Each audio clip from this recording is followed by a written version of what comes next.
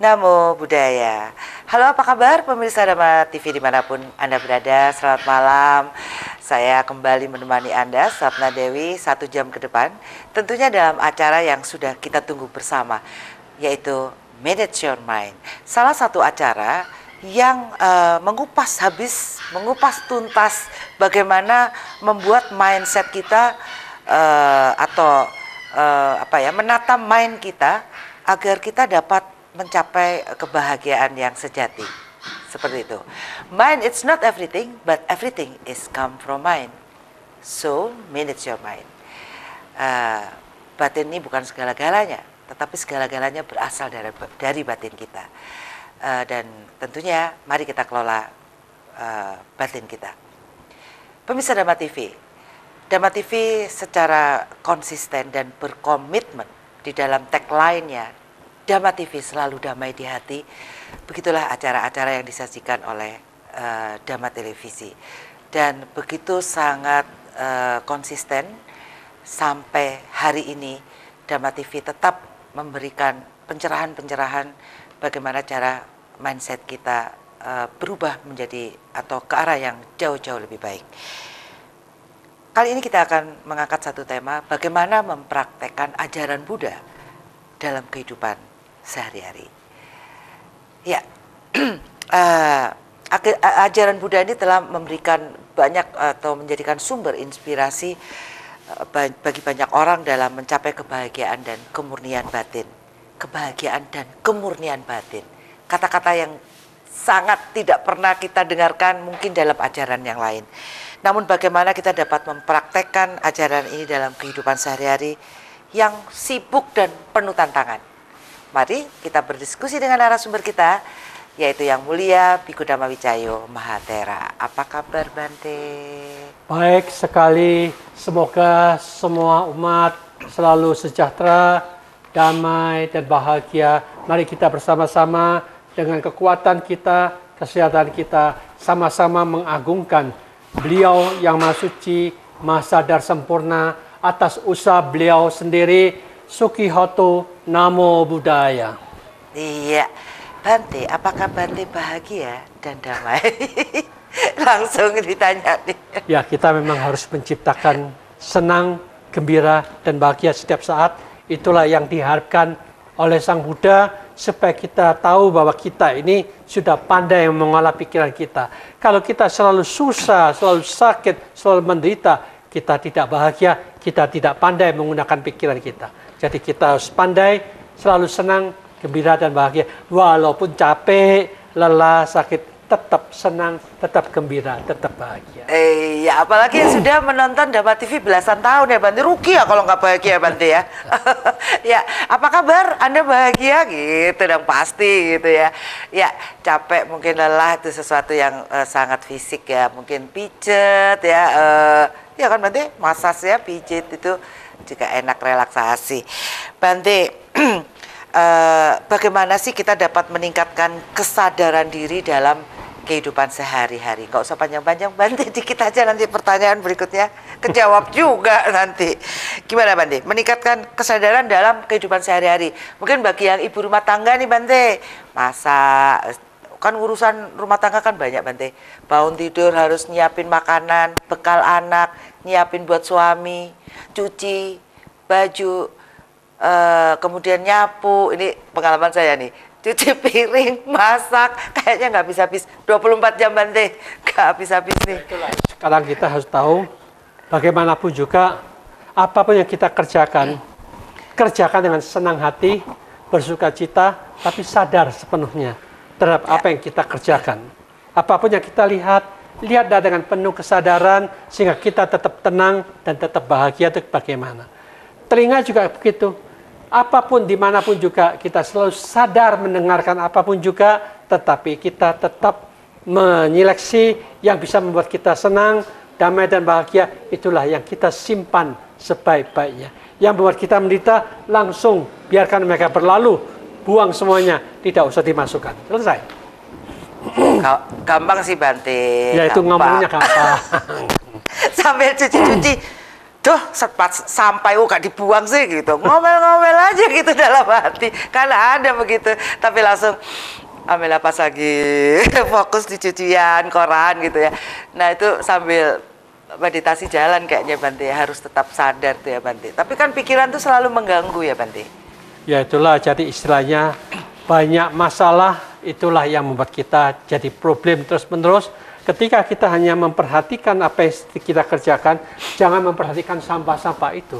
Jangan memperhatikan yang di kamar itu. Jadi saat ini aku kerja ini, nantilah yang di sampah aku yang buang sendiri. Nantilah yang aku bersihkan kamar sendiri. Nanti, jangan dipikir sekarang. Sekarang aku sedang cuci-cuci, ya itu yang dipikirkan. Nah, dengan cara seperti inilah yang dikatakan, hidup saat ini kita bahagia. Hidup mau ini beres, mau itu beres, kita kacau sendiri. Ya betul sekali, betul sekali. Jadi jauh lebih ringan kalau kita fokus pada saat ini ya Bante ya. Itulah yang dikatakan hidup saat ini diajarkan oleh Sang Buddha supaya kita tetap senang, tetap damai, tetap bahagia. Ya mungkin salah satu ciri khas bahagia damai itu semuanya jadi ringan seperti itu ya. Karena kita berada di saat ini nggak mikirin aduh nanti gimana, aduh nanti itu belum tak bersihin. Ini mungkin ibu-ibu yang nonton TV ya atau YouTube. Jadi kita terbebani oleh sesuatu yang belum kita lakukan, itu menjadi sesuatu yang berat gitu ya. Ya, Bante, kita nanti kan di segmen 4 selalu di Manage Your Mind ada latihan meditasi perenungan ya Bante ya. Nah sebenarnya Bante, apa sih manfaat meditasi dalam meningkatkan kesadaran diri? Sesungguhnya meditasi itu satu, bagaimana kita mengendalikan pikiran. Kedua, bagaimana kita mengarahkan pikiran. Ketiga, bagaimana kita membiasakan berpikiran positif. Bagaimana kita membiasakan supaya kita tenang dan damai itu bagaimana. 5, bagaimana kita bisa selalu membersihkan batin dan pikiran kita. Jadi kalau 5 hal ini dijalankan secara kontinu, terus-menerus, kemajuan demi kemajuan sedikit demi sedikit akan tercapai. Jadi itulah hal itu harus dilaksanakan. Kenapa pikiran harus dikendalikan Bante? Emangnya pikiran itu tidak terkendali Bante? Pikiran semua makhluk itu gesit, lincah, liar, tidak ada arah, tidak ada tujuan. Kalau ini tidak diperbaikin, selamanya kita punya pikiran seperti itu. Kacau balau terus, bingung terus. Kan tujuan saya sukses Bante, sukses lahir, kaya, raya, itu tujuan deh Bante, misalnya gitu. Bukan ukurannya dari materi. Karena materi hanya bermanfaat untuk 75 tahun selama kita di bumi. Sesudah itu, materi kita tinggalkan, kita punya ratusan triliun, nggak ada gunanya. Yang kita pakai, gelombang pikiran kita sudah di tingkatan mana? Apakah kita tingkatan yang paling rendah? Atau masih di ekonomi? Kalau kita dapat pikiran yang VIP, VVIP, wah akan lebih bagus. Jadi dengan demikian inilah yang dikatakan bagaimana kita bisa mendapatkan VVIP di dalam quality batin kita. Betapa nyamannya itu ya Bante ya? Ya itulah yang kita bawa triliunan tahun yang akan datang. Sangat lama. Kenapa kalau kita dipusingkan dengan 75 tahun? Ya, betul sekali. Ya, jadi mungkin dalam kehidupan nyata kita bisa membandingkan ya yang kelas ekonomi sama kelas VVIP luxury gitu. Bante, apakah semua manusia layak untuk naik kelas? Kalau pikiran kita sekarang ini bobrok, kacau, bingung, banyak hal-hal negatif muncul, dia harus tahu ini ada penyakit untuk batin kita. Maka itu Sang Buddha mengajak kita bahwa sesungguhnya pikiran-pikiran yang kotor itu ada 5 faktor penyebabnya. 1, kama canda, kama. Jadi kama wacara bumi ini nafsu-nafsu kesenangan indrawi kita inilah mau mencari, melihat sesuatu, mendengarkan sesuatu, mencium sesuatu, memakan sesuatu. Jadi itu cari kesenangan-kesenangan indrawi. Dari kesenangan-kesenangan ini kita cari timbul ketidakpuasan. Ya. Kok belum puas? Ya. Jadi mereka dapat 1 istri tidak puas, dapat 2. 2 tidak puas, dapat 4. Terus seperti itu. Itu namanya nafsu birahi. Oke. Betul? Itu yang menyebabkan terkadang ketidakpuasan itu kita nggak senang. Kok ngene yo? Kok tidak menyenangkan? Bisa jengkel dan marah kita. Kemarahan bisa muncul. Nah, inilah akhirnya kita melihat begini, itu akan bisa menimbulkan masalah begitu banyak. Kita bingung dan kacau pikiran kita. Akhirnya kita ragu-ragu, sing tak golek bahagia kok nggak ditemukan. Keraguan-keraguan muncul.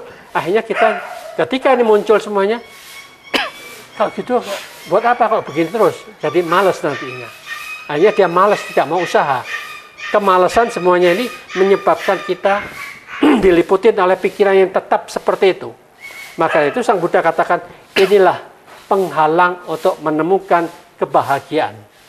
Kebahagiaan yang sesungguhnya, Sang Buddha katakan, ini loh, di sini loh, di dalam kedamaian. Maka itu kita diminta, carilah bagaimana untuk menemukan damai itu. Untuk menemukan damai ini, kita harus bisa mencapai jana pertama. Nah, jana pertama itu tergantung 5 faktor. Bentar Bante. Ini asik nih, jana nih. Saya pernah dengar nih tentang jana ini ya. Jana pertama sampai jana ke 8. Kita bahas setelah yang satu ini. Jangan kemana-mana.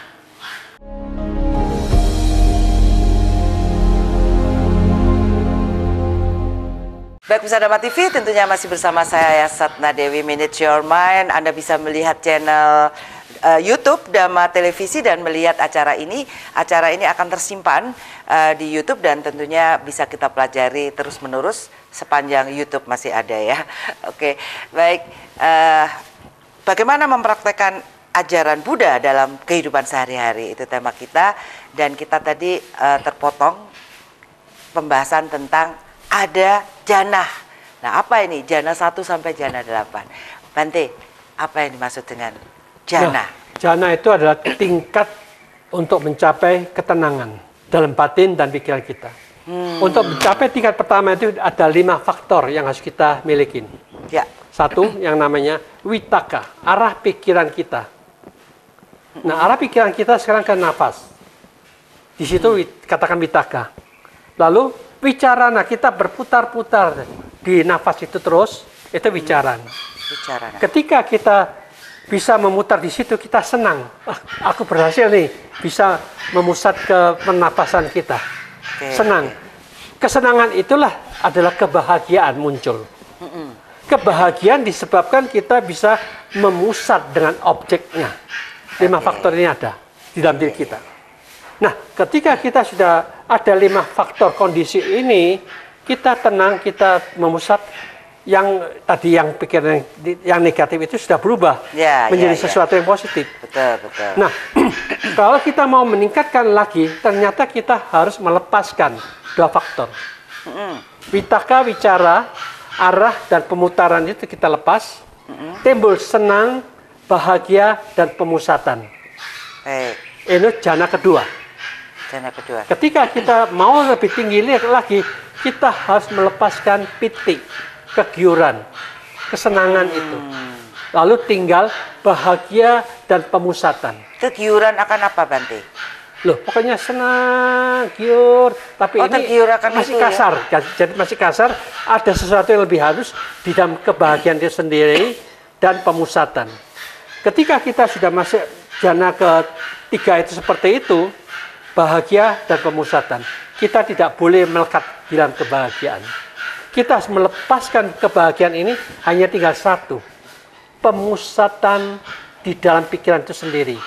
Itu nanti masuk jana keempat. Jadi kalau kita lihat, kita mau bahagia itu, apapun yang mengganggu ketidakbahagiaan itu dilepas. Duniawi kita lepas, untuk menemukan kebahagiaan lebih kasar lebih dulu, ada 5 faktor. Mau masuk lagi ketika 2, lepas 2 faktor, tinggal 3 faktor, lebih halus. Mau masuk lebih tinggi lagi, lepas yang ketiga faktor lagi, tinggal 2 faktor. Mau lebih tinggi, lepas ini, tinggal 1 faktor, jana keempat. Nah, mau ke yang lebih tinggi lagi, kita mengosongkan, semuanya kosong. Sowung, jana kelima. Dan seterusnya, itulah semuanya step by step ke alam kosong, lebih kosong lagi. Dengan cara seperti inilah yang dikatakan pengalaman-pengalaman dari gelombang pikiran Sang Buddha yang terbaca dengan jelas, dibabarkan, dijelaskan, diuraikan, dan bisa dideteksi dan dialamin oleh mereka-mereka yang mempraktekkan meditasi. Kalau mereka yang senang meditabok, ya sorry, mereka tidak tahu akan keadaan pikiran yang penuh damai dan penuh bahagia, yang mereka masuk tahunya jana ngor bagi mereka semuanya. Itu kan namanya mereka tidak memahami bahwa hal-hal pikiran yang negatif itu bisa berubah menjadi lebih baik, lebih kaya, lebih sempurna, lebih maju di dalam spiritual mereka dengan cara sistem seperti ini. Itulah yang diajarkan Sang Buddha. Kalau mau lebih tinggi lagi, otomatis kita memurnikan batin dan pikiran kita juga ada 4 tingkatan lagi. Kita mampu membuang 30% satu tingkatan kemurnian batin kita. Mampu membuang 40%, masuk lagi tingkatan kedua kesucian. Mampu 50%, itu kita tingkatan yang ketiga. Mampu mencapai intinya bersih, tidak ada masalah dalam batin kita, itulah namanya mencapai nibbana. Jadi batin kita tidak ada masalah, bebas dari semua penderitaan. Itulah yang dikatakan nibbana itu sesungguhnya adalah kebahagiaan, karena semua orang tidak ada masalah dimanapun juga, dia tidak punya problem. Itu kan bahagia sekali. Betul, kalau betul. ini problem, aduh stres semua, kan kasihan mereka. Segala sesuatu adalah sebagaimana adanya ya Bante, udah. Kita tidak terikat pada apapun. Ya itulah, jadi apa adanya yang kita jalankan, sudah tidak terlalu dipusingkan yang masalah apapun juga. Berarti enak dong, terbang nih bisa-bisa Bante, keluar kita dari raga kita. Itulah, Sang Buddha telah menemukan cara seperti ini, ya diharapkan semua itu manusia juga pandai mengolah pikiran supaya mereka juga bisa terbebaskan dari semua penderitaan dan masalah mereka masing-masing. Itulah nyatanya seperti itu. Sangat dalam dan sangat tinggi dan tidak semua ya Bante. Ya itulah, itu ya akan menimbulkan rasa senang dan gembira kalau kita bisa menemukan kondisi yang seperti itu. Luar biasa. Ya itulah melampaui sorga ini berarti ya Bante sudah? Ya sudah, kalau kita bicara surga itu sudah melebihin lagi itu.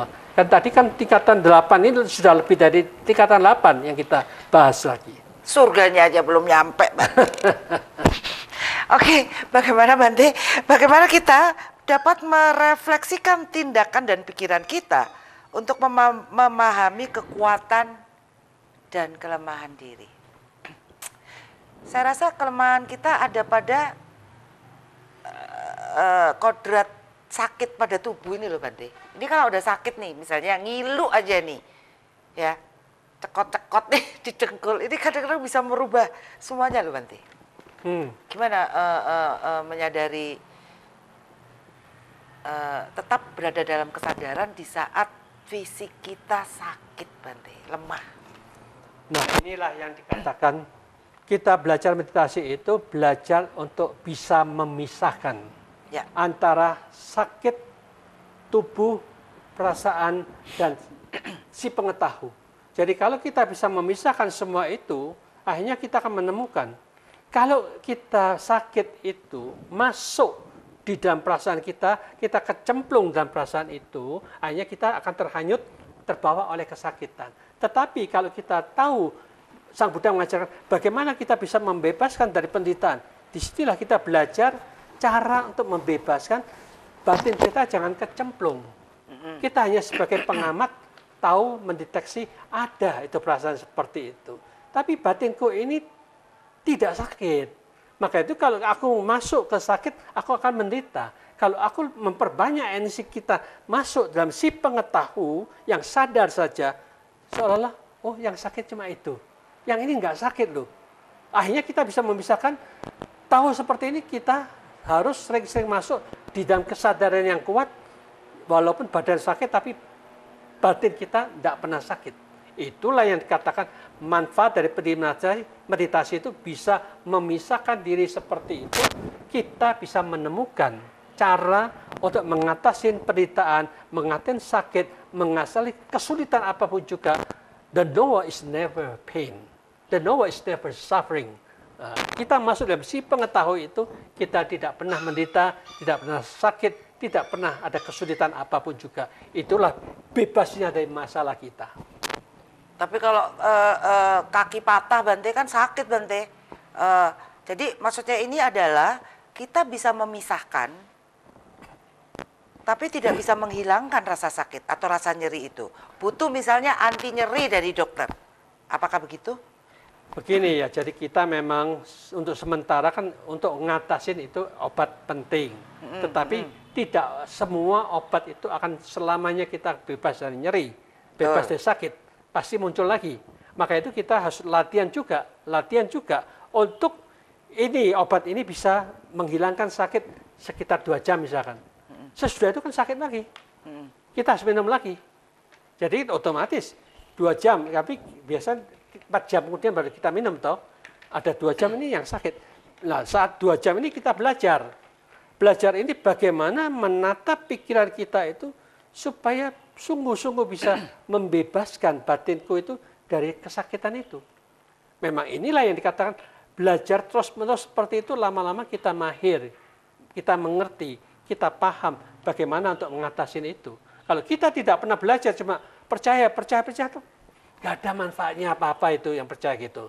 Sayang sekali, jadi kita membuang waktu, membuang tenaga, belajar sesuatu ilmu yang tidak ada gunanya. Kan sayang. Tetapi kalau belajar untuk mengatasi sakit, mengatasi penderitaan, tahu caranya, menata pikiran kita dengan benar, bagaimana caranya semua ini, akhirnya itu akan dapat manfaat yang luar biasa.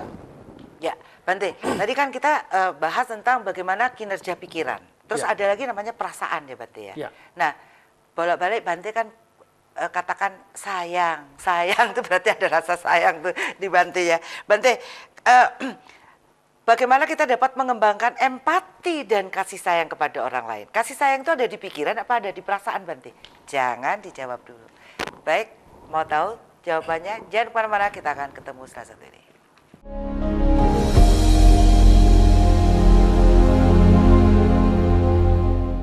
Ya, baik Pemirsa Dhamma TV, sadarkah kita bahwa kemerasaan atau keakuan itu membuat yang namanya penderitaan, ya kan? Neraka adalah penderitaan. Jadi kita sebenarnya sedang menciptakan neraka dengan ego kita gitu ya Bante ya. Aduh gitu loh ya. Kok kita nggak gitu ya selama ini gitu ya. Jadi ketika kita dikirimi paket hinaan, dikirimi paket fitnahan, dikirimi paket kebencian atau sampah-sampah pun yang enak, udah paketnya nggak usah diterima gitu. Kalau kita nggak menerima paket, berarti paket itu kembali ke yang ngirim gitu ya Bante. Kalau seperti itulah. Kalau digambarkan gitu ya Bante ya. Jadi semudah itu. Tapi kalau itu paket kebencian aku terima, ya salah dewi. Salahku berarti tak terima soalnya aku jadi melok benci gitu. Akhirnya benci bersambut benci gitu. Perang ya Bante. Foto-foto penderitaan nih kasihan toh. Perang dan sama-sama menderita. IQ-nya kurang dinaikin dikit. Ya itu dia. Seperti itu ya, kira-kira begitulah kalau digambarkan ini. Bante tadi menggambarkan tadi seperti dikirimi paket gitu. Saya digambar iya juga ya. Kalau paket itu kalian menerima dikirimi paket, kalian nggak terima karena nggak merasa itu milikmu gitu ya. Jadi akhirnya ya udah dibalikin lagi itu paket. Kadang-kadang kita perlu narasi, cerita, analogi yang sangat relevan di kehidupan sehari-hari Bante. Kalau tidak menjadi sesuatu yang logika yang sangat tinggi. Khayalan gitu. Atau logika yang ketinggian gitu buat mereka gitu loh Bante. Jadi perlu itu tadi contoh-contoh yang relevan gitu. Baik, Bante, ada ya sifat buruk dan sifat baik. Kadang-kadang sering sekali itu iri. Ya, iri itu salah satu sifat, mesti iri. Kalau ada temennya lebih baik tuh dia iri. Bagaimana sih menyalurkan iri ini menjadi sesuatu yang positif gitu Bante? Bisa kan sebenarnya? Bukan dengan menyakiti orang itu, tapi bagaimana iri itu menjadi motivasi mungkin? Bisakah seperti itu? Ya itu biasanya orang iri itu seolah-olah dia itu lebih daripada kita toh. Jadi kita tahu bahwa dia bisa lebih seperti ini, lebih kaya lah, lebih hoki lah, lebih cantik lah, lebih pinter lah. Jadi semua itu ada sebabnya. Dia ada bibit-bibit positif yang bisa membuahkan dia kaya. Nah, bagaimana kita bisa ikut simpatik? Oh, ternyata dia positifnya itu gara-gara senang berdana, membuat dia itu seperti ini. Dia sekarang ini dapat seperti ini, oh dapat kedudukan karena dia selalu membantu sini, membantu sana, mendorong siapapun yang untuk berbuat baik, dia bisa mendapat kedudukan. Oh kalau gitu, aku harus menimbulkan satu bibit yang positif ini. Jadi kita menghargai, oh hebat dia bisa maju, dia bisa berkembang, dia lebih kaya karena ada energi positif yang seperti itu. Aku senang dengan kemajuan kamu. Aku harus maju seperti kamu, meniru apa yang aku kerjakan supaya kita bisa mendapatkan energi yang positif itu. Dipuji orang lah, mungkin lebih terkenal lah, lebih hebat lah, nyanyinya lebih merdu lah. Jadi kita tidak iri sama mereka karena dia apa itu istilahnya bisa nyanyi merdu karena banyak doa dengan cara doa yang benar. Kalau doanya salah ya tidak merdu-merdu suaranya. Jadi harus doanya yang benar, baik, yang berguna, yang bermanfaat, itu akan berbuah yang positif. Tetapi kalau dia doanya salah terus ya tidak ada positifnya. Jadi otomatis itulah yang menyebabkan kita lihat ada bibit positif yang membuahkan dia positif seperti ini. Ya kita jangan iri sama mereka. Kita ikut bersimpatik bahwa mereka lebih maju, lebih berkembang, lebih mendapatkan kedudukan lebih tinggi, ya kita ikut berbahagia dengan kondisi seperti itu. Itulah namanya simpatik terhadap mereka sehingga rasa iri tidak akan berkurang, tidak akan berkembang di dalam diri kita. Tetapi kalau kita bisa melemahkan rasa benci kita, rasa negatif kita, otomatis kita membiasakan memunculkan yang positif itu. Itu aja. Jadi kita sekarang bagaimana setiap saat itu bisa membangkitkan energi positif, jangan menunggu nanti ada masalah, baru kita bangkitkan positif, terlambat. Jadi sebelum terjadi hal negatif itu, pikiran kita sudah terisi yang positif terus. Jadi itulah yang dikatakan kesempatan untuk iri, jengkel, mangkel, marah tidak pernah ada, yang ada sadar damai. Otomatis dominasi yang positif ini yang dominan, itulah yang menyebabkan kita punya kekuatan dominasi yang positif, pasti kita lebih menang, lebih damai, dan lebih bahagia. Itu aja. Baik. Ya, pemirsa Dharma TV, mungkin saat ini Anda sedang mengalami suatu kondisi di mana perasaan ini jengkel, dendam, iri. Itu negatif. Dan itu menderita. Fix, kita kenalin itu. Penderitaan. Ya. Terus bagaimana merubah penderitaan ini agar damai atau bahagia? Ada orang yang bahagia ketika melihat orang menderita. Ada loh Bante. Apakah itu bahagia yang sesungguhnya? Itu namanya konslet.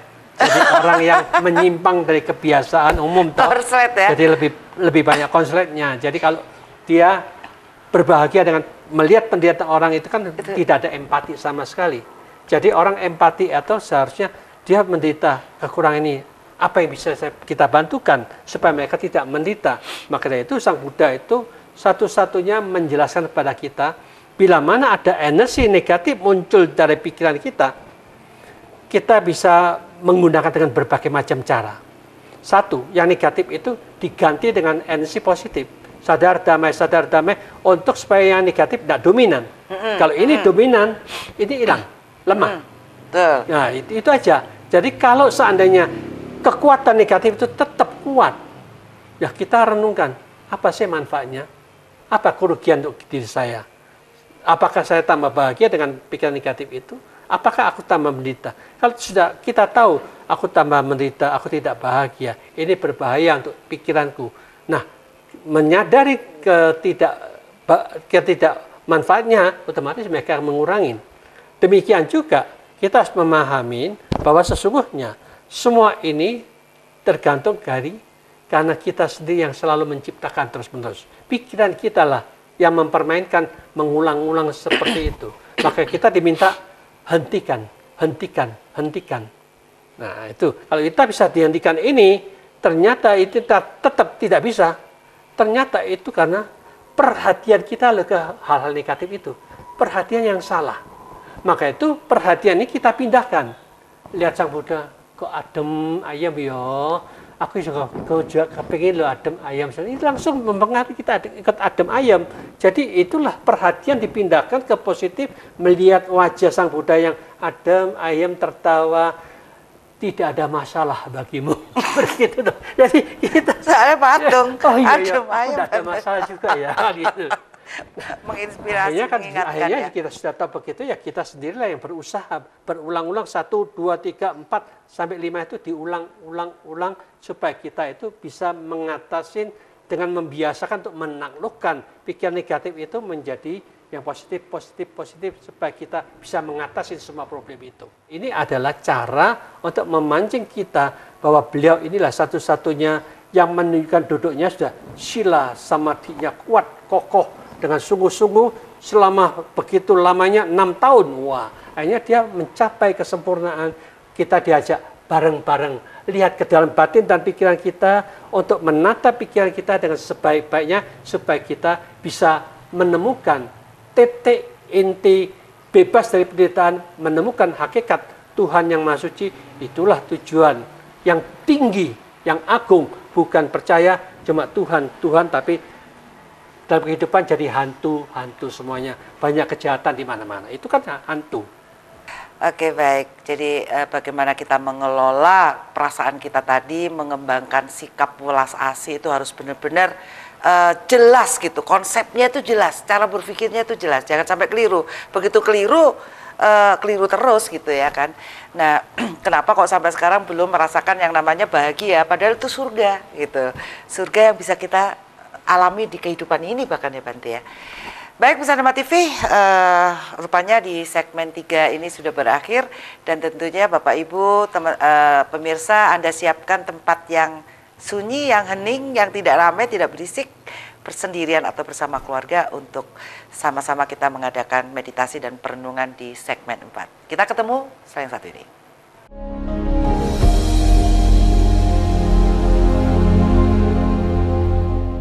Baik, Pemirsa Dhamma TV, kita siapkan diri untuk bermeditasi dan perenungan yang akan dipimpin oleh Yang Mulia Bhikkhu Dhamma Wicayo Mahathera. Monggo Bante. Para pemirsa yang berbahagia, malam ini adalah malam yang sangat indah. Alangkah indahnya kita semua memiliki kemampuan menciptakan keindahan dalam batin dan pikiran kita bersama dengan bertekad. Mulai saat ini dan seterusnya, hanya kebijaksanaan yang berkembang dalam batin dan pikiranku. Hanya tenang dan damai yang aku ingin dapatkan. Mulai saat ini dan seterusnya, energi batin dan pikiran kita akan selalu tercurahkan ke dalam kebijaksanaan dan kedamaian itu secara terus-menerus. Dengan mencurahkan semua ini, mulai saat ini, kita hanya hidup pada saat ini. Bukan ke kanan, bukan ke kiri, bukan ke depan, bukan pula ke belakang. Di tengah-tengah dari dualisme, positif, negatif, yang depan maupun yang telah berlalu, bukan itu yang kita cari. Tetapi hidup saat ini. Saat ini, mampukah kita mengarahkan pikiran ini selalu terfokus ke nafas kita? Karena nafas adalah energi kehidupan yang nyata. Kita bersyukur, kita berbahagia, kita gembira saat ini masih ada nafas. Rasa senang dan gembira saat itulah yang dikatakan akan memancing kita cepat masuk dalam konsentrasi. Maka dari itu duduklah dengan senang dan gembira. Kerjakan tugas yang baik ini dengan senang dan gembira. Hanya memperhatikan nafas kita masing-masing. Karena tidak ada pekerjaan yang lebih berharga dengan memusat ke nafas, konsentrasi ke nafas, damai dengan nafas. Kebahagiaan yang kita cari bersama. Mari kita lepaskan semua problem dan masalah kita. Hanya hidup pada saat ini, gembira, senang, dan penuh kebahagiaan. Memperhatikan nafas kita pribadi masing-masing. Meditasi mulai.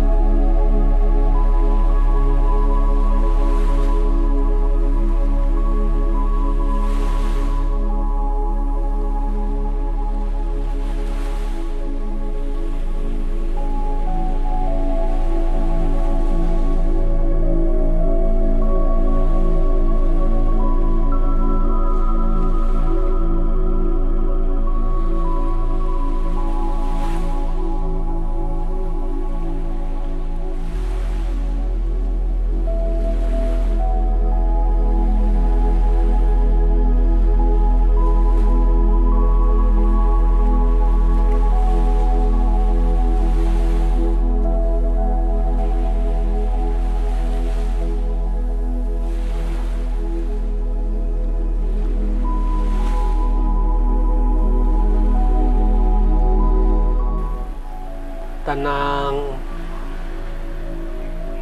tenang, tetaplah tenang. Jaga terus ketenangan dengan penuh kesadaran. Saat ini, marilah kita berani menganalisa dan menyelidiki ke tubuh jasmani kita masing-masing. Tubuh kita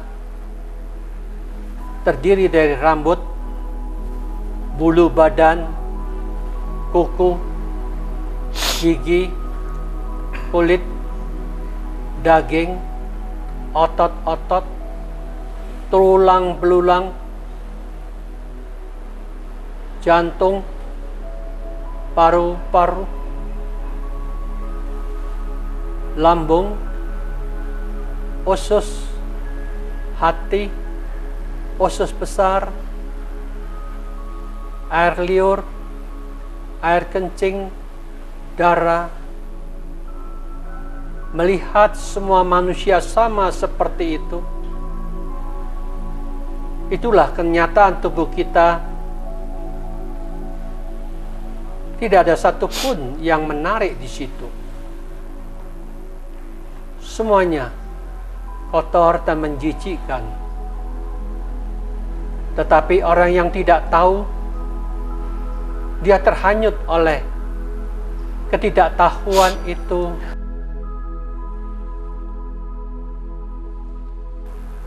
Sehingga diperbudak oleh ketidaktahuan dan nafsunya, menyebabkan mereka menderita karena ketidaktahuannya. Mari kita renungkan di dalam tubuh semua orang sama, tidak ada yang berbeda. Di situ tidak ada suku, di situ tidak ada bangsa, di situ tidak ada apapun juga. Semuanya terdiri dari 4 unsur: padat, cair, panas, dan udara.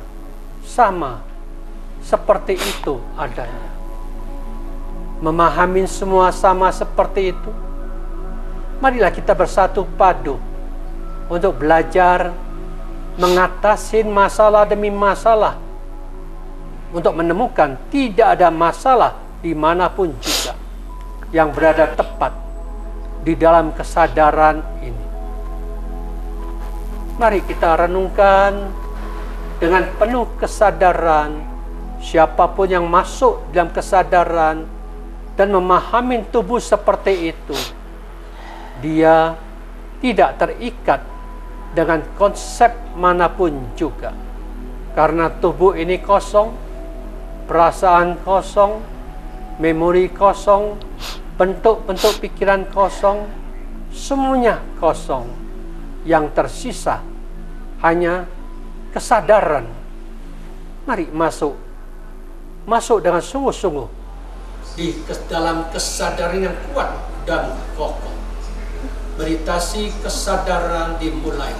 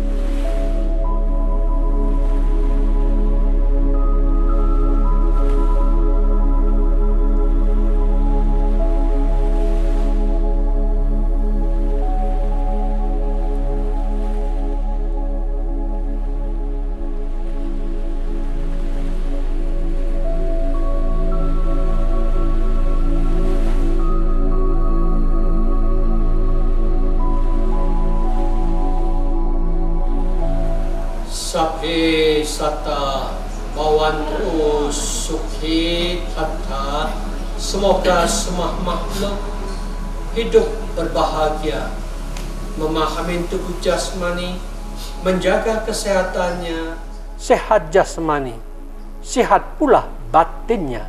Itulah jalan kebahagiaan ada di dalam tubuh dan batin kita bersama. Jagalah terus semua ini selalu damai dan bahagia. Semoga semua makhluk hidup berbahagia. Sekian, terima kasih. Ya, terima kasih. Satu. Baiklah pemirsa Dhamma TV, berakhir sudah manajemen hari ini dan tentunya semoga bermanfaat bagi kita semua. Saya Sapna Dewi peserta kru Dhamma TV undur diri dan mohon maaf jika ada salah kata. Sampai ketemu dan kata akhir saya, semoga semua makhluk hidup berbahagia. Sukihoto, Namo Buddhaya.